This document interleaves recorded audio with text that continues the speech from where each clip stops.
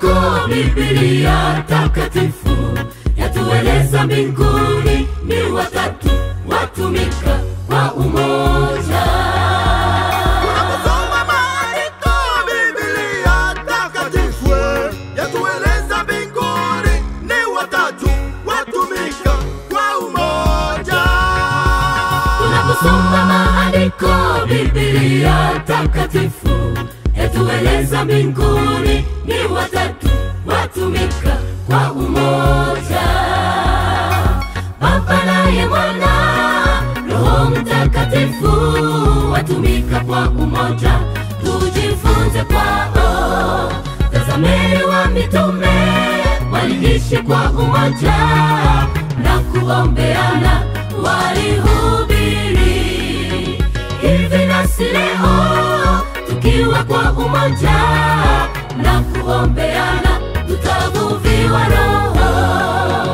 Baba naye Mwana Roho Mtakatifu watumika kwa umoja.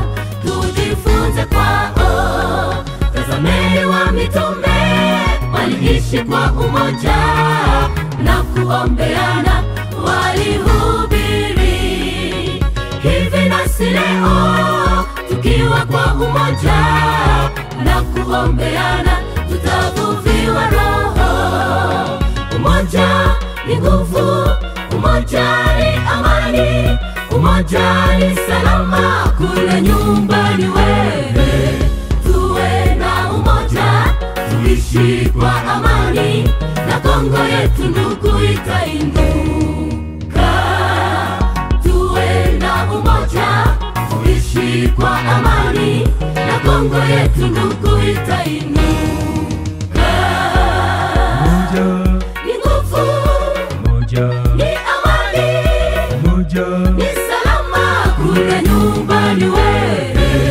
Tuwe na umoja, tuishi kwa amani, na Kongo yetu ndugu itainuka.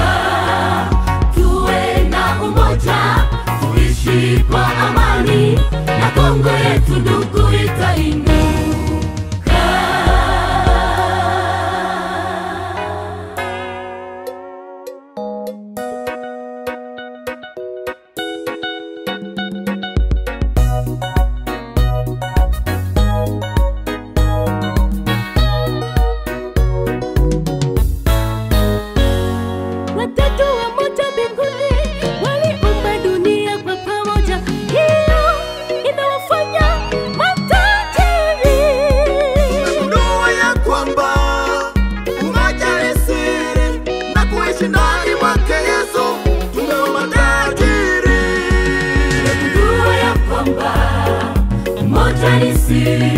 Na kuishi ndani mwake Yesu tumewa matajiri.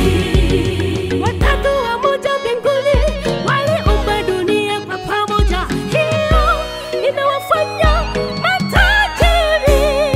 Tumegundua ya kwamba umoja ni siri, na kuishi ndani mwake Yesu tumewa matajiri. Tumegundua ya kwamba umoja ni siri, na kuishi ndani mwake Yesu tumewa matajiri. Umoja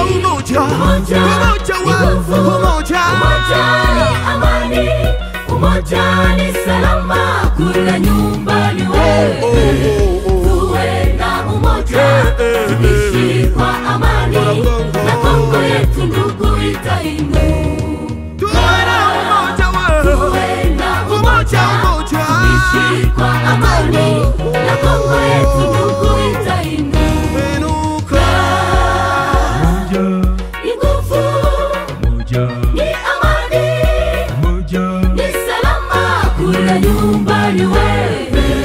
Tuwe na umoja, tuishi kwa amani, na Kongo yetu ndugu itainuka. Tuwe na umoja, tuishi kwa amani,